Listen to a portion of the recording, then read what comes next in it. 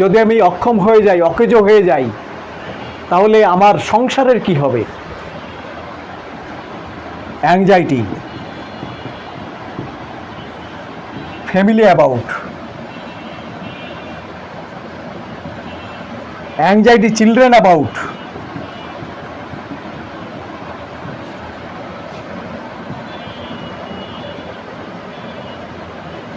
Anxiety business about, আমার কাজকর্মের কি হবে, ব্যবসায়ের কি হবে।